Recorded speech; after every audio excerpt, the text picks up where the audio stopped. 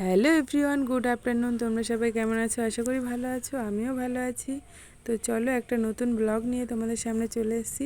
অনেক দিনই কোনো ভিডিও দেওয়া হচ্ছে না, তো একটা নতুন ভিডিও দিলাম। আশা করি তোমাদের ভালো লাগবে, ভিডিওটি দেখতে থাকো। আমি ভিডিও দিচ্ছি বাট তোমরা সবাই দেখছো, কিন্তু কেউ লাইক কমেন্ট শেয়ার করছো না।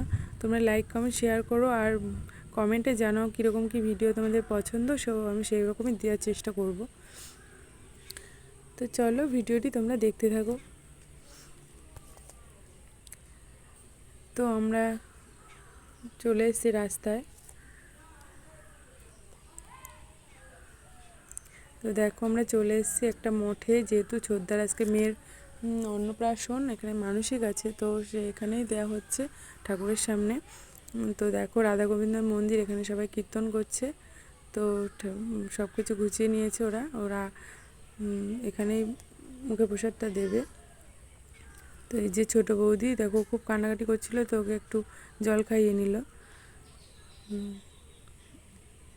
তো সব কীর্তন করছে, আমরা একটু কীর্তন করে নিচ্ছিলাম সবাই এখানে। দেখো আমার তো খুবই ভালো লেগেছে ঠাকুরটা, দেখো সব আমি একটু প্রণাম করে নিলাম ঠাকুরকে। তো চলো, দেখো ঠাকুরটা খুব সুন্দর।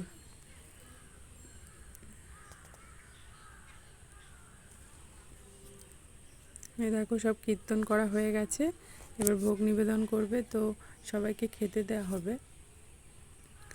এই যে আমার বড় বৌদি, এই বড় বৌদির কোলে ছোটদার মেয়ে, দেখো সবাইকে বসিয়ে দিয়েছে খেতে, তো আমরাও বসে পড়েছি। খাওয়া দাওয়া হয়ে গেছে। তো এই দেখো বৌদির বাবা একটু মুখে প্রসাদ দিয়ে দিয়েছে, যেহেতু মামা দিয়েছে আগে, তো পরে দাদু দিচ্ছে। বাইরে দেখো বাইরের ভিউটা কত সুন্দর, ওখানে একটা পুকুর আছে, একটা কৃষ্ণচূড়া গাছও আছে। মন্দিরটা এত সুন্দর, বাইরে থেকে খুব ভালো লাগছে। পুকুরটা তো খুবই ভালো, ওখানটা খুব সুন্দর দেখতে লাগছে। তো আমাদের সব কিছু ঘোরাটা ওখানটা ঘুরলাম, ঘুরেটা খুবই মজা হলো। তো ঘোরাটা হয়ে গেছে, এখন আমরা বাড়ির দিকে রওনা দেবো। তো ভিডিওটি ভালো লাগলে অবশ্যই লাইক কমেন্ট শেয়ার করো।